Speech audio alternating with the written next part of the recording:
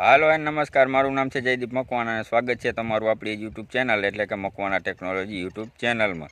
આજે આપણે જાણીશું કે APL ration card, BPL ration card ને અંત્યોદય રેશન કાર્ડમાં શું ફરક હોય છે અને શું શું એમાં લાભ મળવા પાત્ર હોય છે. તો વિડીયોને ઠેઠ સુધી અવશ્ય જોજો. આપણે આજે બધું પ્રોપર જાણીશું કે કયા રેશન કાર્ડમાં શું લાભ મળવા પાત્ર હોય છે. તો ચાલો વિડીયોની શરૂઆત કરીએ. નમસ્કાર મિત્રો, ફરી એકવાર આપનું સ્વાગત છે એક નવા વિડીયો સાથે. મિત્રો, આજે આપણે વિડીયોમાં વાત કરવાના છે રેશન કાર્ડના પ્રકાર વિશે. મિત્રો, રેશન કાર્ડના વિવિધ પ્રકારો તેમજ તે નક્કી કરવા માટેના જે વિવિધ ધોરણો હોય છે તેના વિશે આપણે અહીંયા વાત કરીશું. તમે જોઈ શકો છો બીપીએલ જે કાર્ડ હોય છે, એપીએલ 1 તેમજ 2, અંત્યોદય અન્ન યોજના અંતર્ગત મિત્રો જે કાર્ડ હોય છે, એનએફએસએ એટલે કે રાષ્ટ્રીય અન્ન સલામતી કાયદો 2016 અંતર્ગત જે કાર્ડ હોય છે તેના માટેના જે ધોરણો જે નક્કી કરવા માટેના હોય છે તેના વિશે આપણે વાત કરશું. મિત્રો, જો તમે મારી ચેનલ પર નવા હો તો ચેનલને સબસ્ક્રાઇબ કરી દેજો, તેમજ નીચે આપેલું બેલ આઇકન દબાવજો જેથી આપને આવી નવી નવી માહિતી સાથેના વિડીયો મળતા રહે. તો મિત્રો, જોશું આપણે આગળ. મિત્રો, સૌપ્રથમ આપણે રેશન કાર્ડ વિશે થોડી વાત કરશું. તો તમે જોઈ શકો છો રાજ્યની અંદર વસવાટ કરતા જે દરેક કુટુંબોને રેશન કાર્ડ મેળવવાનો અધિકાર છે. આ માટે રાજ્ય સરકારે નક્કી કરેલ નિયત નમૂના મુજબના ફોર્મમાં કુટુંબના વડાએ સંપૂર્ણ વિગતો આપી તેમના વિસ્તારના તાલુકા મામલતદારશ્રી અથવા તો ઝોનલ અધિકારીશ્રીની કચેરીમાં આધાર પુરાવા સાથે અરજી કરવાની રહેશે.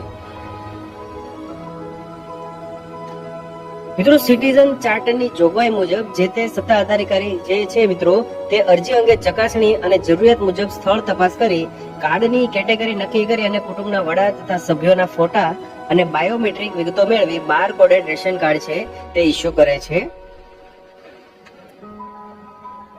હવે આપણે જોશું કે રેશન કાર્ડના વિવિધ કયા કયા પ્રકારો હોય છે તેમજ કાર્ય પદ્ધતિ શું હોય છે. તો મિત્રો, તમે જોઈ શકો છો બાર કોડેડ રેશન કાર્ડ છે યોજના હેઠળ કાર્ડ ધારકે તેઓની બાયોમેટ્રિક વિગતોને આધારે નજીકના જનસેવા કેન્દ્રો અથવા તો સીએસસી ની મુલાકાત લઈ તેઓની કાર્ડને કેટેગરીને અનુરૂપ મળવાપાત્ર આવશ્યક ચીજ વસ્તુના જથ્થાની બારકોડેડ જે કૂપન મેળવી મિત્રો રેશન કાર્ડ મેળવી જે તે માસનો મળવાપાત્ર ચીજ વસ્તુ તેમજ જથ્થો છે તે વ્યાજબી ભાવની દુકાનેથી તમે મેળવી શકો છો. તમે જોઈ શકો છો મિત્રો, જે રેશન કાર્ડ છે તેના વિવિધ પ્રકારો આપેલા છે તેની યાદી અહીંયા આપેલી છે. તમે જોઈ શકો છો એપીએલ 1 એટલે કે ગરીબી રેખાની ઉપર જે કોડ નંબર 1 તરીકે ઓળખાય છે મિત્રો, એપીએલ 2 એટલે કે ગરીબી રેખાની ઉપર જે કોડ નંબર 2 તરીકે, બીપીએલ એટલે કે બિલો પોવર્ટી લેવલ એટલે કે ગરીબી રેખાની નીચે જે કોડ નંબર 3 મુજબ, અને એએવાય એટલે કે અંત્યોદય અન્ન યોજના અંતર્ગત કોડ નંબર 4 ઓળખાય છે. હવે મિત્રો, આપણે જોશું કે જે બીપીએલ કાર્ડ છે, બીપીએલ કાર્ડ હેઠળ આવરી લેવાના જે કુટુંબો છે તે નક્કી કરવા માટેના ધોરણો ક્યાં ક્યાં હોઈ શકે. તો તમે જોઈ શકો છો મિત્રો, ગ્રામ્ય વિસ્તાર માટે અરજદારના કુટુંબની સરેરાશ માસિક આવક ₹324 થી ઓછી હોવી જોઈએ અને શહેરી વિસ્તાર માટે 501 થી ઓછી હોવી જોઈએ મિત્રો.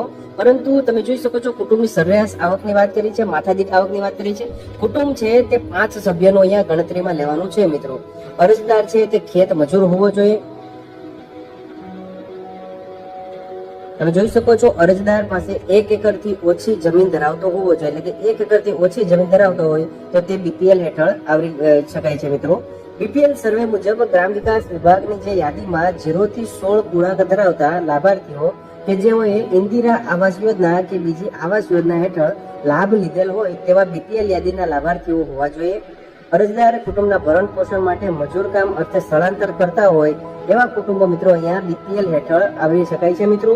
તો આ હતી મિત્રો બીપીએલ કુટુંબ અંતર્ગત જે મિત્રો જે કાર્ડ માટે આવરી લેનારા ધોરણો હતા મિત્રો.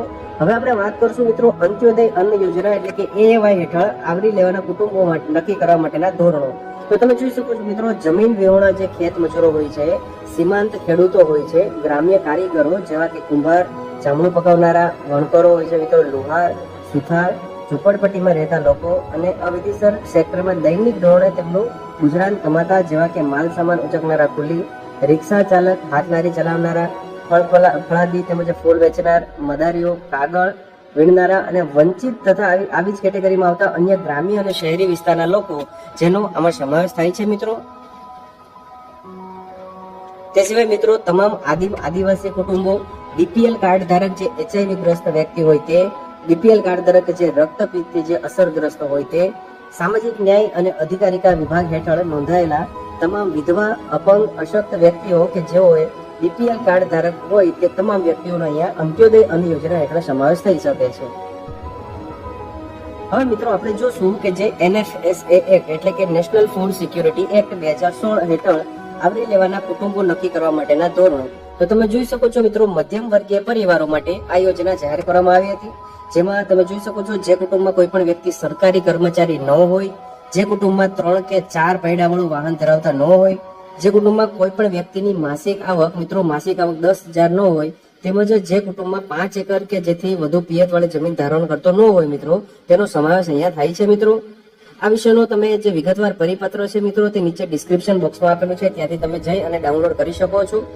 ત્યારબાદ મિત્રો જોઈએ રાષ્ટ્રીય અન્ન સલામતી કાયદો NFSA 2016 અંતર્ગત જે અગ્રતા ધરાવતા કુટુંબો એટલે કે પ્રાયોરિટી વાળા જે મતલબ કુટુંબો છે મિત્રો, તેમાં જે APL 1 અને 2 ની જે ઓળખ માટેના પાત્રતાના ધોરણની વાત કરીએ તો તમે જોઈ શકો છો, જે કુટુંબ યાંત્રિક રીતે ચાલતું 4 પૈડાનું વાહન કે યાંત્રિક માછીમારીની જે બોટ ધારણ કરતું હોય તેવા કુટુંબો, જે કુટુંબનો કોઈ પણ સભ્ય સરકારી હોય સિવાય કે સરકારી કચેરીમાં જે આઉટસોર્સિંગ થી એટલે કે કોન્ટ્રાક્ટ ઉપર કામગીરી કરતા પટ્ટાવાળા, સ્વીપર, માળી, ચોકીદાર વગેરે વર્ગ 4 ના કર્મચારી, જે કુટુંબનો કોઈ પણ સભ્ય માસિક રૂપિયા 15,000 થી વધુ આવક ધરાવતો હોય, તેમજ જે કુટુંબનો કોઈ પણ સભ્ય આવક વેરો કે વ્યવસાય વેરો ચૂકવતો હોય, જે કુટુંબ 5 એકર કે તેથી વધુ 2 કે વધુ સિઝનમાં પાક લેતી પિયતવાળી જમીન ધારણ કરતો હોય, તેમજ જે કુટુંબ 7.5 એકર કે તેથી વધુ જમીન સાથે પિયત માટેનું સાધન જે ધારણ કરતા હોય મિત્રો, તેવા જે કુટુંબો છે મિત્રો, તેનો રાષ્ટ્રીય અન્ન સલામતી કાયદો 2016 અંતર્ગત APL 1 અને 2 ની જે વિવિધ કેટેગરી છે તેમાં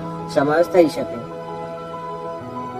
તો મિત્રો, આ જે રેશન કાર્ડ છે તે કઢાવવા માટેનું આપણે અરજી ફોર્મ કેવી રીતે ભરશું, તો તેના માટેના જે વિવિધ જે વિડીયો છે મિત્રો, તે નીચે ડિસ્ક્રિપ્શન બોક્સમાં તમે જોશો એટલે વિવિધ વિડીયો તમને મળશે, ત્યાંથી તમે જોઈ શકો છો. તમારી જાતે તમે કેવી રીતે ફોર્મ ભરવું તેનું સ્ટેપ બાય સ્ટેપ સંપૂર્ણ એકદમ સરળ ભાષામાં મિત્રો સમજાવેલ છે, તો તમે ત્યાંથી વિડીયો તમે જોઈ શકો છો.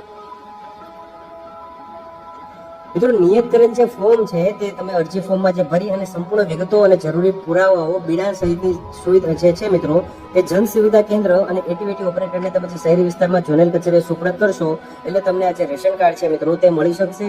આ વિશે મિત્રો તમારે કોઈ ક્વેરી હોય મિત્રો, તમને કોઈ મુશ્કેલી હોય તો તમે જે નંબર આપેલા છે 1800-233-5500 પર કોલ કરી અને વધુ માહિતી મેળવી શકો છો. આ સિવાય મિત્રો, જે વધુ માહિતી માટે તમે જે રાજ્યની જે અન્ન નાગરિક પુરવઠા અંતર્ગત જે વેબસાઇટ છે મિત્રો, તેનું નીચે ડિસ્ક્રિપ્શન બોક્સમાં તેની લિંક આપવામાં આવી છે, અને જે ડિજિટલ ગુજરાતની વેબસાઇટ છે મિત્રો, ત્યાંથી તમે વધુ માહિતી તમે મેળવી શકો છો. તો આથી મિત્રો જે વિવિધ રેશન કાર્ડ જે મેળવવા માટેની જે તમે જે તેના ધોરણો નક્કી કરવા માટેનો વિડીયો મિત્રો તમે જોઈ શકો છો. આ રીતનું જે મામલતદાર કચેરી જનસુવિધામાં કેન્દ્ર છે ત્યાંથી તમે વધુ માહિતી મેળવી શકો છો. તમે જોઈ શકો છો મિત્રો, આથી મિત્રો વિવિધ જે રેશન કાર્ડ છે તેના પ્રકારો તેમજ તેના જે વિવિધ ધોરણો નક્કી કરવા હેઠળના જે માહિતી માટેનો વિડીયો હતો મિત્રો.